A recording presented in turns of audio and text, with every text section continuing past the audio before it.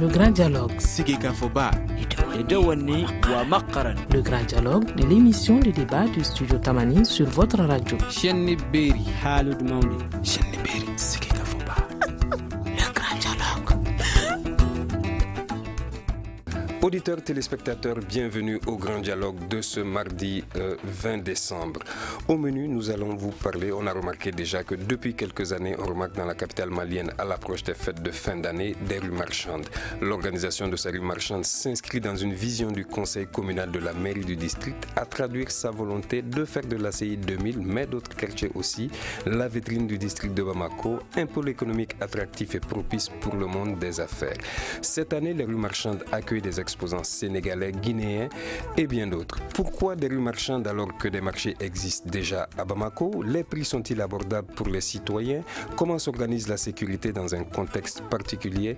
Nous répondrons à ces quelques questions et à bien d'autres avec nos invités qui sont Sékou Bambira, il est le président de l'Union des associations des commerçants détaillants du Mali pour les foires, il sera au téléphone. Madame Koulibaly Salimata Diarra, présidente de l'ASCOMA, c'est l'association malienne des consommateurs. Siaka B. Sidibé, il est le directeur régional de la police. Je suis Ousmane Diadje Touré pour vous présenter cette émission qui est mise en onde par Salim Diouara. Le grand dialogue. Noël et la Saint-Sylvestre, communément appelée au Mali 31 décembre, approchent à grands pas et Bamako vit depuis quelques jours dans l'effervescence des fêtes. Ces fêtes de fin d'année riment bien entendu avec shopping. Depuis quelques années, en fin d'année, des rues marchandes sont organisées dans la capitale pour faciliter les achats des Bamakois. Cette année, la tradition a été respectée avec des rues marchandes organisées par la mairie du district de Bamako et d'autres mairies de la capitale. ACI 2000, Dar Salam ou ailleurs, Bamako se dote de nouveaux centres d'achat pour les citadins. On y trouve des marchandises diverses en ces veilles de fête. Certains exposants sont même venus des pays voisins comme le Sénégal ou la Guinée. Alors, est-ce qu'on a Monsieur Bambira au téléphone en ligne? Monsieur Bambira, bonsoir. Ah, il me semble que M. Bambira, on n'arrive pas à le joindre encore. Du côté de la technique, on va essayer de le rejoindre encore. Alors, monsieur le directeur régional de la police, bonsoir. Alors, comment se porte déjà la sécurité à Bamako et environ?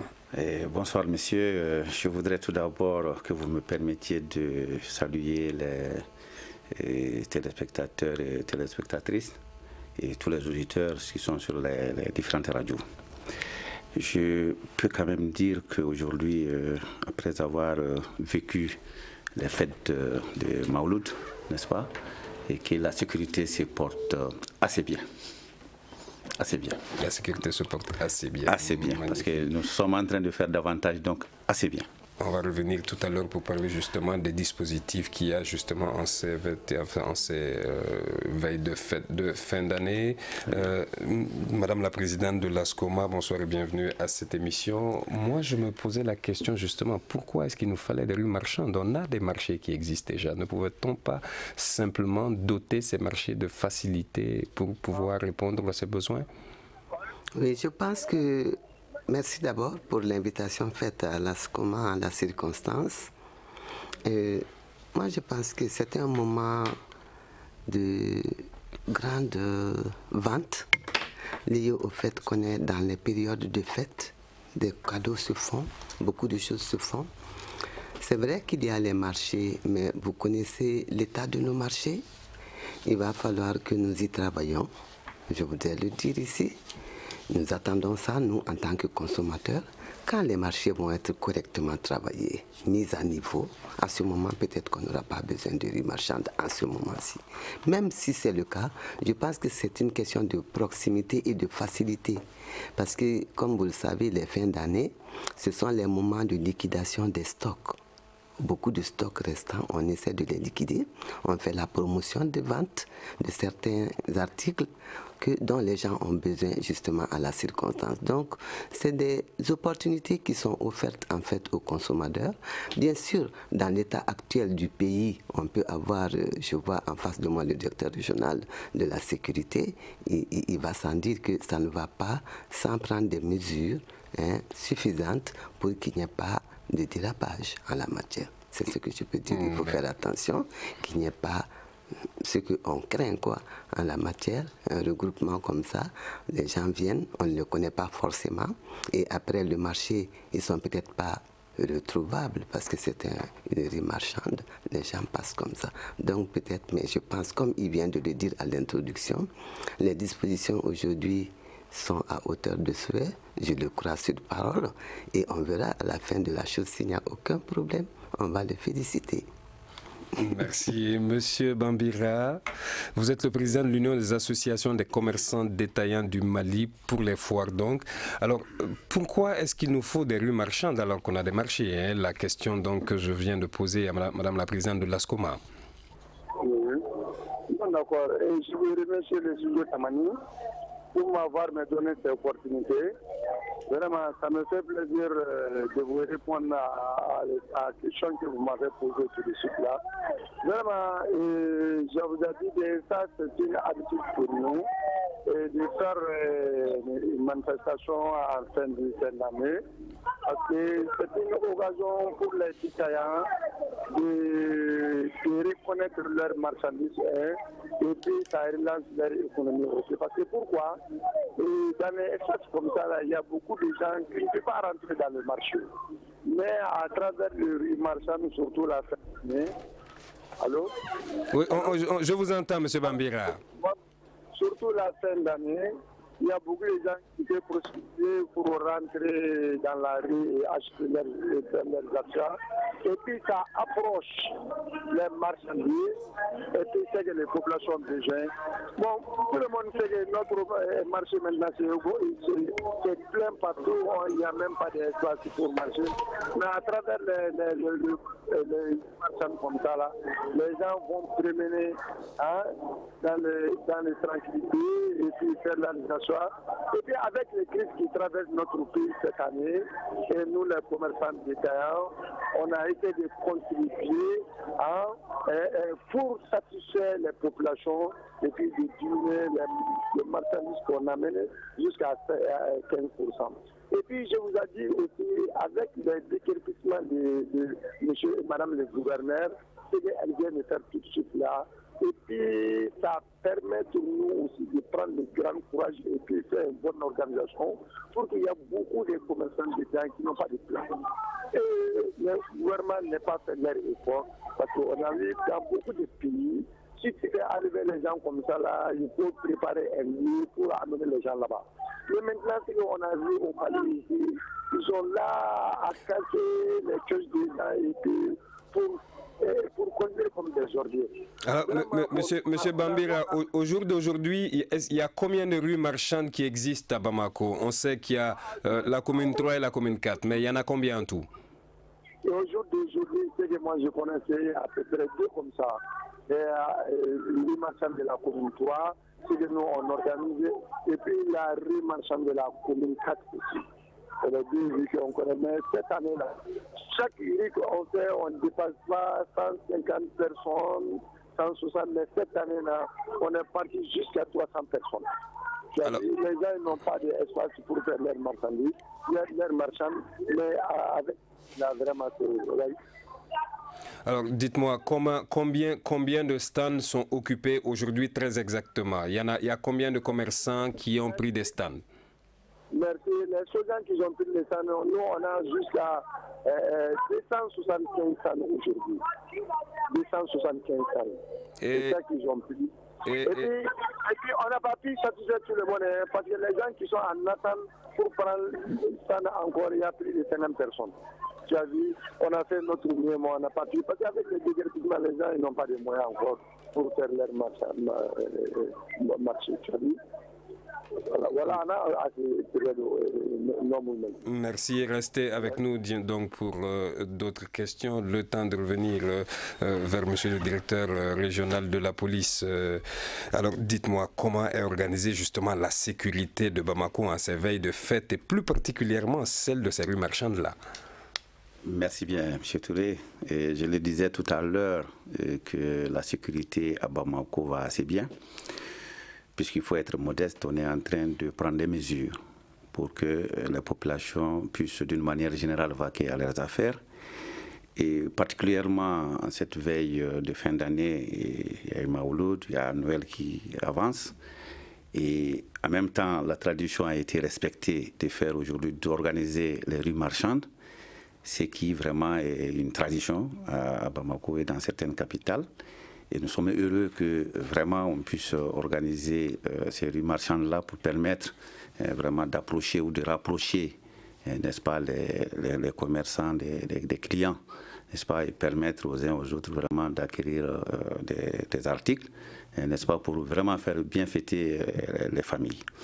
Et donc au-delà de cela, et avant même tout ça, je crois que depuis quelques moments déjà, sur les instructions de la hiérarchie, de la sécurité, de la protection civile, le directeur général de la police nationale et l'ensemble des forces, n'est-ce pas, gendarmerie, garde nationale, protection civile, nous avons pris des mesures depuis déjà plus d'1 an, n'est-ce pas, depuis l'attaque de Radisson, et pour pouvoir vraiment maîtriser la situation au niveau de Bamako en termes de sécurité.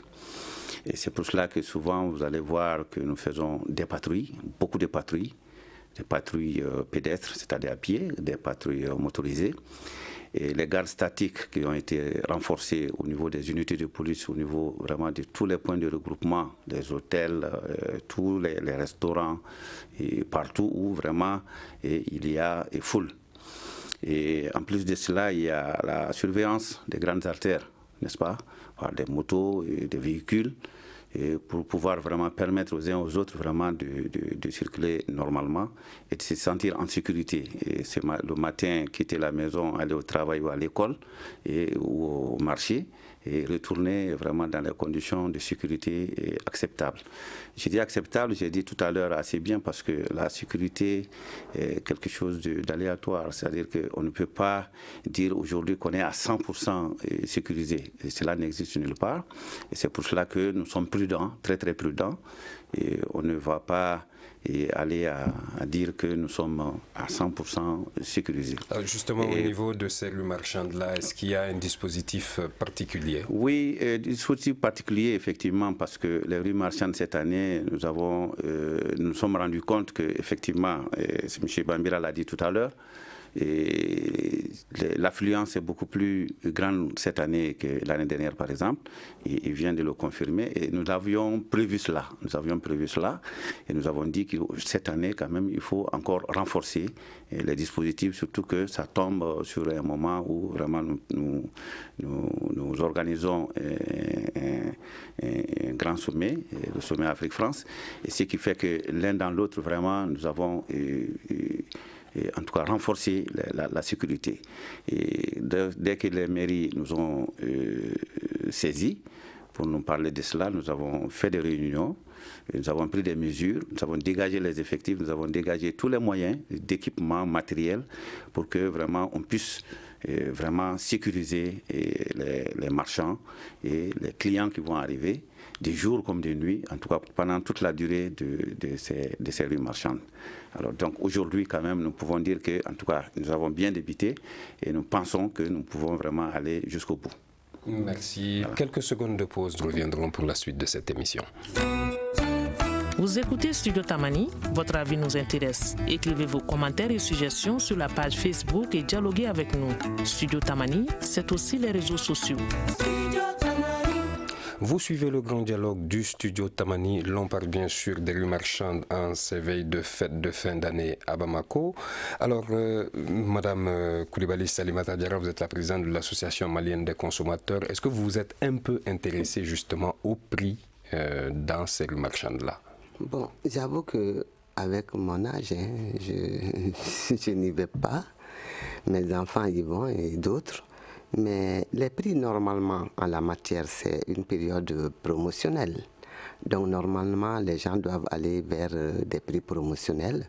Et surtout, je l'ai dit tantôt, les gens vont essayer, comme on le fait dans d'autres pays, en Europe et ailleurs, c'est des produits qui sont restés en magasin pendant longtemps, qu'on essaie de liquider d'une manière générale. Autre chose, c'est que c'est une opportunité aussi pour les femmes, notamment, qui, en la circonstance, essayent de faire le maximum de choses afin d'engranger un certain nombre de moyens en vue des préparatifs des différentes fêtes dont le directeur régional vient de faire allusion. Donc je pense que ce qui est essentiel aujourd'hui, c'est de faire en sorte que les consommateurs, par rapport à leurs besoins, puissent aller à des endroits sécurisés, comme c'est très important dans notre pays aujourd'hui. Donc on peut dire en somme que les prix justement dans ces rues marchandes sont normalement moins chers. Normalement moins chers, parce que c'est des prix promotionnels normalement qui doivent être là-bas. Voilà, et c'est la liquidation. La liquidation en général, c'est la promotion des prix. Merci. Monsieur Bambira, dites-moi, concrètement, comment est-ce que ces rues marchandes sont organisées? Je sais que la mairie est un de vos grands partenaires dans l'organisation. Alors, est-ce que c'est uniquement la mairie du district qui est impliquée dans l'organisation ou il y a d'autres structures qui s'impliquent également?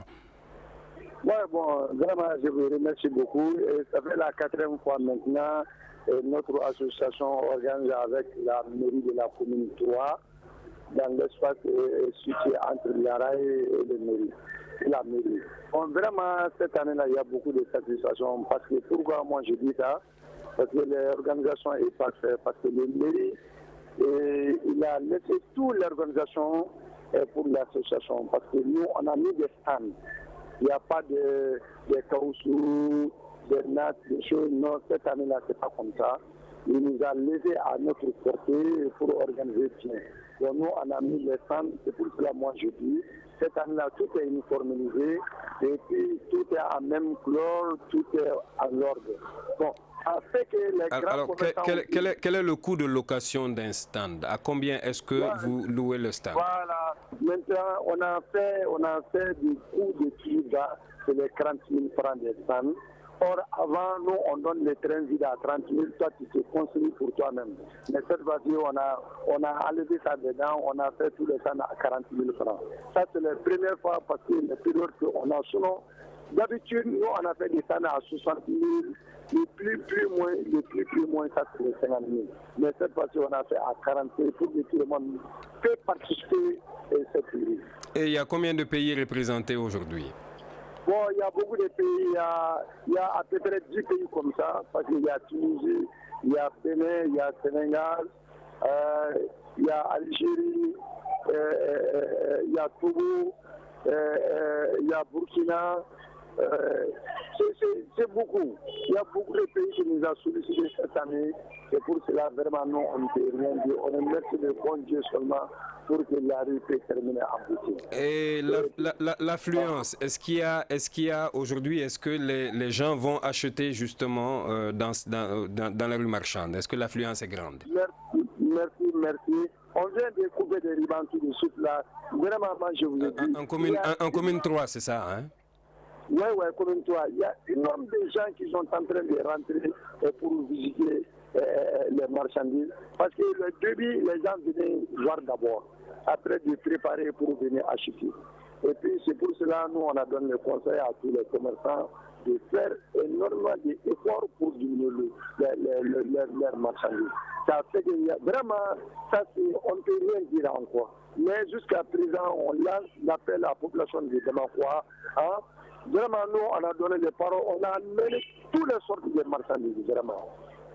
Merci beaucoup. Alors, monsieur le directeur régional, monsieur Sidibé de la police, on parle d'état d'urgence au Mali. Est-ce que ce genre d'activité où on reçoit beaucoup d'étrangers, est-ce que l'état d'urgence se prête à cela? Et bien sûr, l'état d'urgence a été expliqué en maintes reprises. Et l'état d'urgence n'empêche pas les gens d'évacuer à leurs affaires. Et ces rues marchandes-là, comme je l'ai si bien dit tout à l'heure, elles ont été organisées parce que déjà les organisateurs font confiance, n'est-ce pas, en forces de sécurité. Et nous pouvons faire la part des choses. Et aller dans des activités commerciales, aller au travail, ça ne gêne pas l'état d'urgence. Ça ne gêne pas l'état d'urgence du tout. D'accord. Alors, ce qui fait peur, bien entendu, c'est le terrorisme que connaît un peu une partie de notre pays, que Bamako a subi avec l'attaque de Radisson et environnant, d'ailleurs Bamako et environnant. Aujourd'hui, il n'y a pas que cela, il y a aussi cette insécurité classique qui se développe, les cas de vol et autres. Alors, est-ce qu'il y a des dispositions particulières à ce niveau-là également? Oui, des dispositions particulières ont été prises sur le plan terrorisme. Ça, il y a beaucoup beaucoup de formations. Il y a des forces qui ont été mises en place par le ministère de la Sécurité et de la Protection civile, qui déjà depuis quelques mois, n'est-ce pas, renforcent de façon véritable les actions des différentes unités de police à Bamako. Vous avez suffisamment de personnel, de fonctionnaires à votre disposition? Et on n'a jamais... Ou vous en avez besoin, vous avez besoin de plus? Mais on a toujours besoin, on a toujours besoin. Vous avez vu, et tout à l'heure, M. Bambira vient de dire qu'après la coupure du ruban, n'est-ce pas, depuis déjà quelques minutes, l'affluence devient beaucoup plus grande. Et cela nous amène souvent à corriger même le dispositif que nous mettons en place depuis au début. N'est-ce pas? Il n'est pas dit que le dispositif qu'on met en place, vous n'allez pas me demander quand même de dire combien nous avons mis sur place, mais le dispositif initial que nous avons mis sur place peut être amené à être renforcé, n'est-ce pas? Et au fur et à mesure que l'affluence est grande ou qu'on sente certaines menaces, cela est possible. Et ce qui veut dire que nous sommes toujours dans le besoin. On est toujours dans le besoin. Les efforts sont en train d'être faits. Vous avez remarqué que dans les grands carrefours aujourd'hui à Bamako, de jour comme de nuit, vous apercevez nos éléments qui sont postés là, avec les moyens adéquats de défense. Donc on peut s'attendre à des recrutements encore au niveau de la police?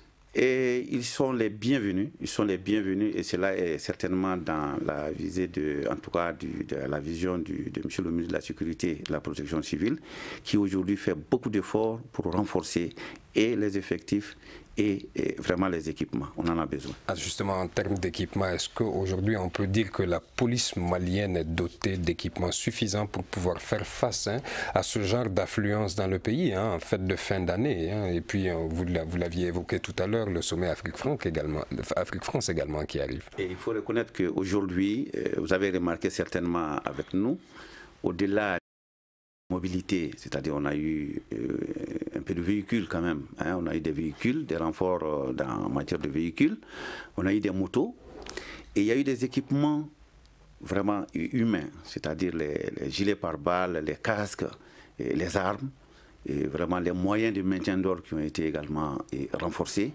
et ce qui fait qu'aujourd'hui, en tout cas, nous sommes dans une position vraiment satisfaisante de travail.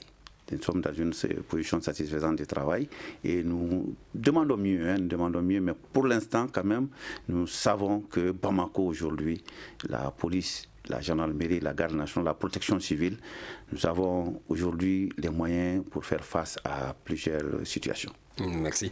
Alors, Madame la Présidente de l'ASCOMA, qui dit foire parle de shopping, parle d'économie. Justement, quel pourrait être l'apport de ces rues marchandes dans l'économie bamakoise?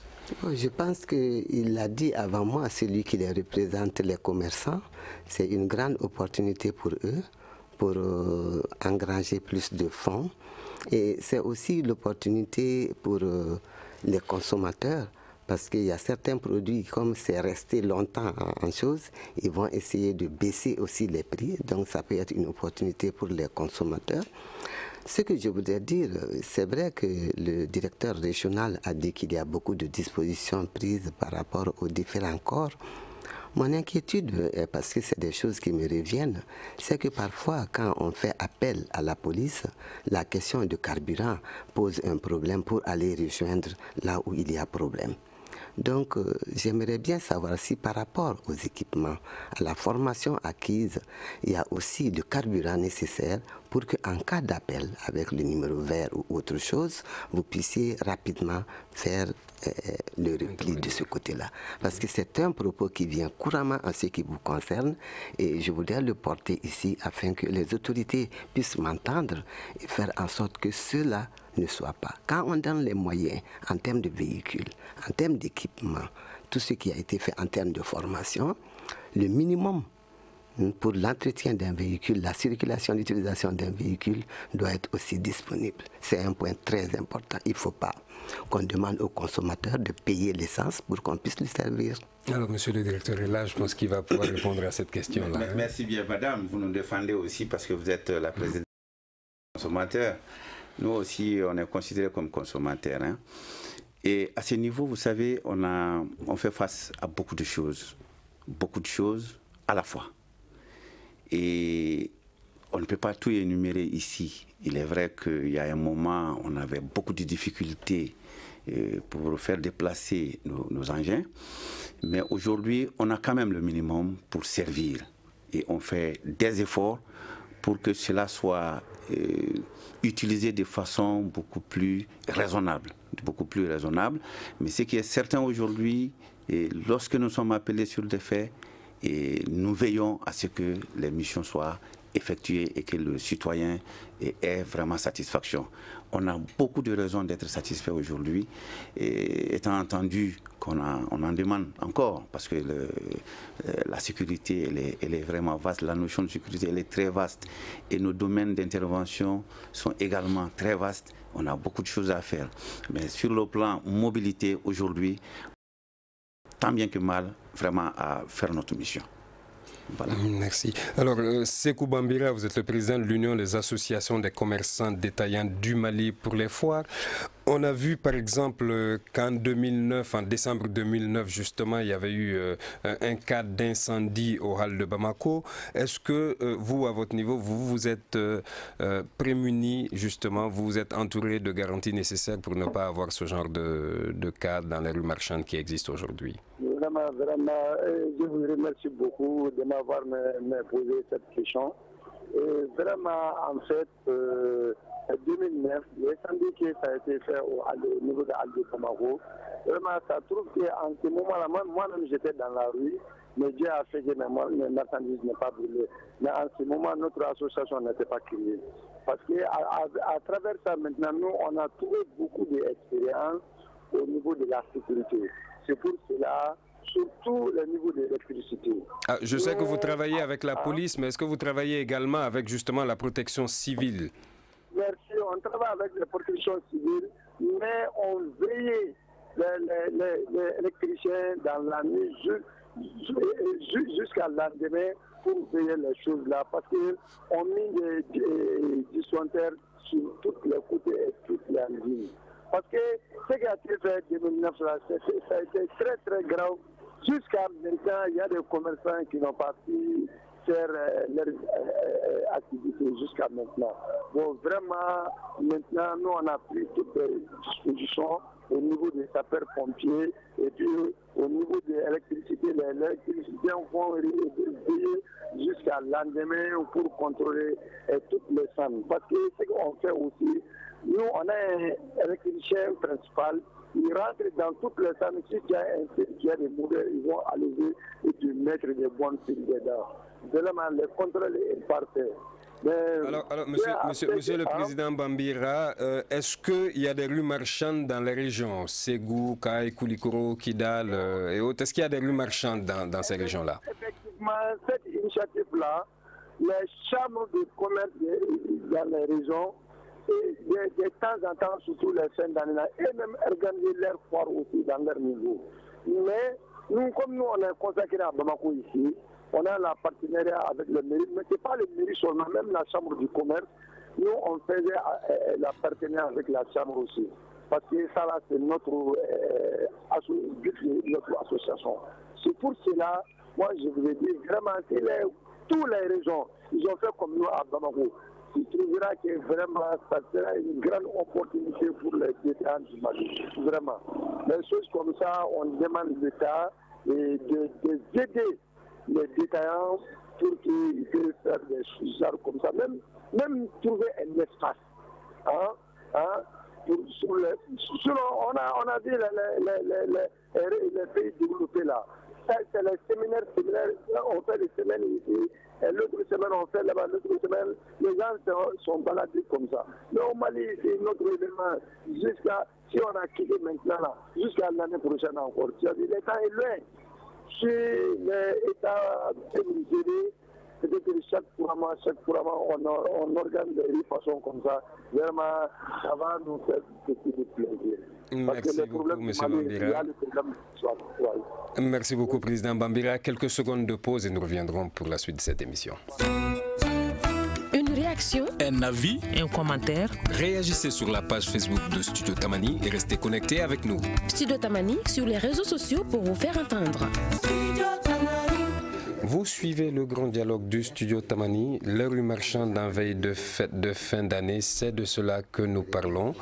Nous recevons donc sur ce plateau Sékou Bambira qui est en ligne au téléphone, il est le président de l'Union des associations des commerçants détaillants du Mali pour les foires. Nous recevons également Madame Koulibaly Salimata Diarra, la présidente de l'association malienne des consommateurs, et Siaka B. Sidibé, il est le directeur régional de la police. Alors, monsieur le directeur régional, il y a aussi justement ces cas d'accident de la circulation routière en ces veilles de fête de fin d'année, surtout pour le Noël et le 31 décembre. Mais on a vu également un nouveau procédé, comme ce qui s'est passé d'ailleurs en Allemagne, où les terroristes prennent des véhicules, les foncent dans le tas. Est-ce que vous êtes paré à ce genre d'éventualité? Merci bien. C'est là que nous sommes interpellés. Et chaque fois que nous voyons des cas comme ça nous donne des inspirations. On se prépare en conséquence. C'est pour cela que chaque fois qu'on met en place des dispositifs, on prend des mesures pour que d'abord les équipes soient sécurisées et ensuite les usagers puissent être sécurisés. Et c'est pour cela que le directeur général de la police nationale a instruit au commandant du groupement mobile de sécurité de faire un plan de circulation de Bamako pour pouvoir essayer de voir comment vraiment diminuer vraiment les accidents et surtout les incidents. Parce qu'il y a les accidents, il y a également des incidents. Et je pense... C'est quoi la différence entre les accidents et les incidents? La différence, c'est que, vous avez vu, quand nous montons par exemple un checkpoint, c'est des postes de contrôle, n'est-ce pas, qui sont là pour pouvoir fouiller les véhicules d'une manière sécuritaire et pour qu'on puisse découvrir certaines choses, les armes, les drogues, les personnes recherchées, etc., etc. Et très souvent, vous allez voir qu'il y a beaucoup de véhicules qui s'entassent, n'est-ce pas? Ça peut être une source d'insécurité. Il peut y avoir des incidents à ce niveau. Mais les accidents, ça c'est vraiment quand le véhicule, les motos, les piétons, on en voit à longueur de journée, et que les gens fassent un accident de la circulation, ça c'est un accident. Mais l'incident peut se passer sans que ce ne soit un accident. Alors, mais par rapport à justement le genre de procédé qui est arrivé en Europe, à Nice ou hier soir à Berlin par exemple, est-ce que vous êtes préparé à ce genre d'éventualité? Et nous sommes avertis et nous nous préparons vraiment à plusieurs éventualités. Vous avez vu, nous avons beaucoup changé depuis le 20 novembre 2015. Il y a plusieurs choses qui ont changé. Si vous observez vraiment le comportement, même dans la rue, nous instruisons à nos éléments de faire beaucoup plus attention. De faire attention et nous sensibilisons également quand nous avons l'occasion les populations pour qu'on change vraiment de comportement pour réduire la vulnérabilité. On est assez vulnérable quand on ne fait pas attention à soi. Et chacun doit contribuer vraiment à aller dans ce sens-là pour faciliter le travail, n'est-ce pas, aux forces de sécurité, pour que vraiment les populations elles-mêmes se sentent dans des situations qui ne sont pas trop à équivoque. Quand il n'y a pas utilité de rester dans une pharmacie jusqu'à 2 h du matin ou dans un restaurant jusqu'à 2 h du matin, alors ou se promener en ville à des heures indues, moi je pense que c'est une façon aussi de diminuer sa vulnérabilité. C'est pour cela que nous avons fait un peu la police de proximité, n'est-ce pas, pour sensibiliser les populations, demander aux populations de veiller à ce que sur les lieux du regroupement, de faire beaucoup attention à eux-mêmes et aux autres. Et ensuite, signaler à la police, ou en tout cas aux forces de sécurité d'une manière générale, tout fait qui peut vraiment attirer leur attention. Donc c'est vraiment à cela qu'on est en train de faire aujourd'hui. Et dans une circulation, une voie à grande circulation, lorsque vous voyez quelqu'un qui vient, il y a des ralentisseurs de vitesse, ils ne respectent pas. Il y a les feux tricolores, ils ne respectent pas. Il y a les priorités, ils ne respectent pas. Ça doit attirer l'attention des uns et des autres. Mais pourquoi cette personne-là fait cela? Bon, donc c'est vraiment des méthodes que chacun doit essayer d'appréhender pour pouvoir vraiment signaler à temps ou faire attention à ce qu'on ne tombe pas vraiment dans des situations que nous voyons ailleurs. Et je précise qu'aucun pays ne peut dire aujourd'hui qu'il est épargné. Ça peut arriver à n'importe où et à n'importe quand. Merci beaucoup, monsieur le directeur. Madame la présidente de l'ASCOMA, permettez-moi justement de faire réagir Sekou Bambira, le président de l'Union des associations, juste pour prendre en compte votre préoccupation. Monsieur Bambira, dites-moi, Madame la présidente de l'ASCOMA justement posait cette question-là. Est-ce que côté santé, il y a des dispositions de prise? On sait qu'un pays comme la Guinée, par exemple, qui a été lourdement victime de l'Ebola, a des stands, mais est-ce qu'aujourd'hui, il y a beaucoup de dispositions justement du côté santé? Il me semble qu'on a perdu M. Bambira, le temps de le retrouver justement. Alors, Madame la présidente de l'ASCOMA, comment faire en sorte que les Maliens sortent massivement pour fréquenter ces rues marchandes, hein? Bon, il a dit des propos qui peuvent rassurer.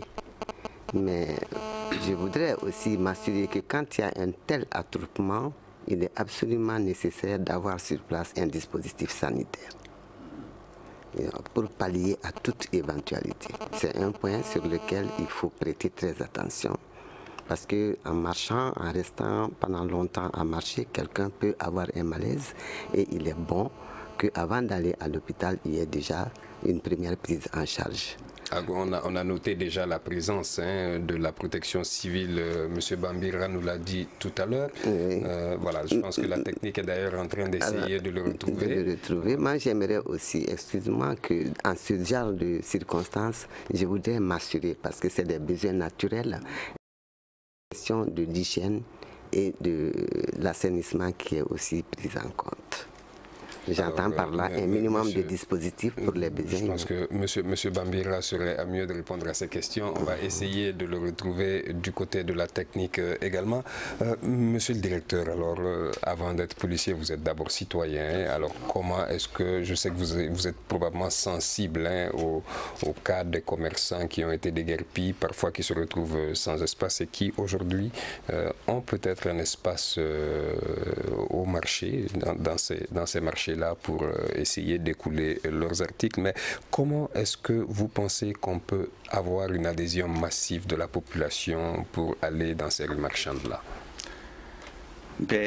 Moi, je pense que c'est les chambres de commerce, M. Bambira l'a dit, et je suis très sensible à ce qui peut arriver à chacun des citoyens, des Maliens, et surtout dans l'exercice de leur occupation, commerce ou tout autre travail. Et c'est pourquoi j'ai dit cette année, je ne l'ai pas dit implicitement, mais j'ai dit que cette année quand même la rue marchande va être une occasion pour beaucoup de participer. Parce qu'on a vu ce qui s'est passé et qui continue d'ailleurs, parce que la libération des voies, ceux qui n'ont pas eu l'occasion de continuer à exercer leur commerce, qui ont l'occasion aujourd'hui vraiment d'aller écouler certaines marchandises et de se faire un peu d'économie. Je pense que ça doit être le travail de tout le monde, sensibiliser les gens et amener les gens à comprendre que, bon, de toutes les façons, nous avons quitté une position, mais il y a une autre occasion qui nous est offerte. Alors, on a aussi parlé de l'interdiction de l'utilisation des pétards, par exemple. Et pourtant, on en voit beaucoup dans le marché déjà. Et ça a été dit et commenté. Et nous avons dit, ces pétards-là, aujourd'hui...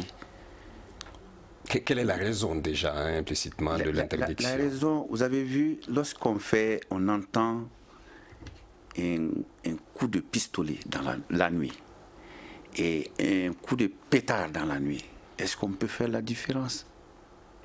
On ne peut pas faire la différence. Ça peut être des diversions, les gens viennent avec des pétards, mais en dessous, il y a des armes qui vont être utilisées.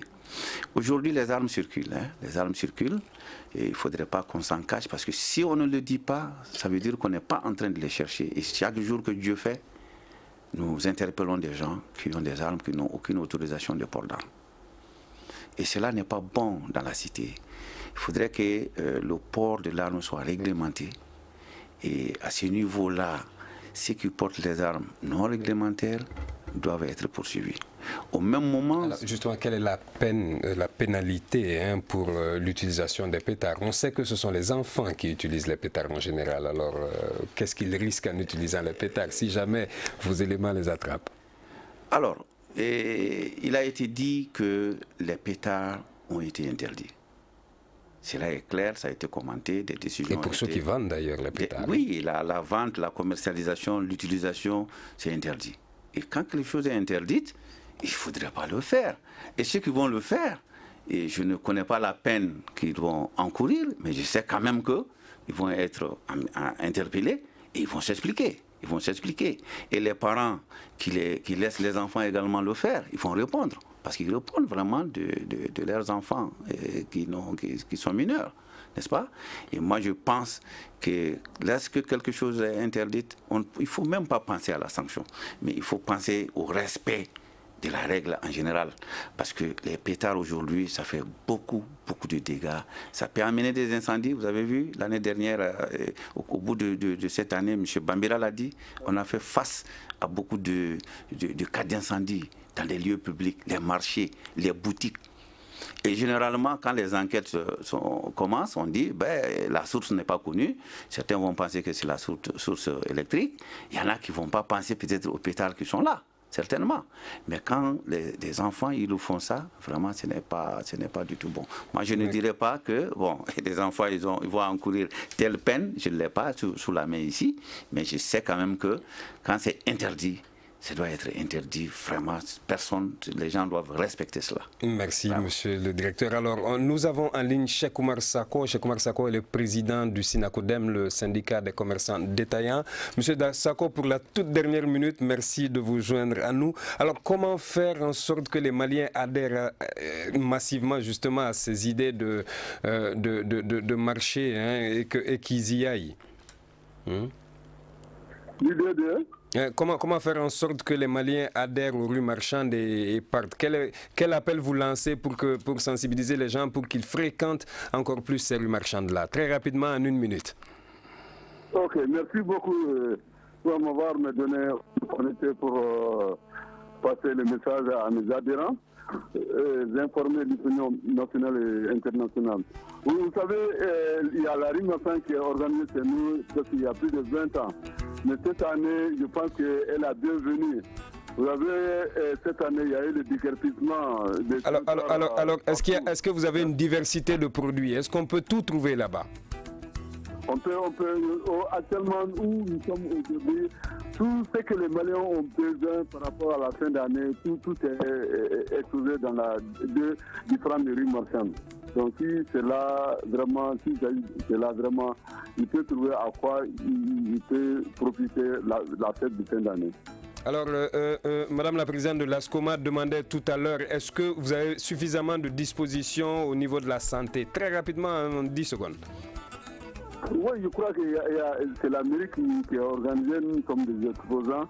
Donc, la mairie a pris tout le soin pour la sécurité, pour l'assainissement.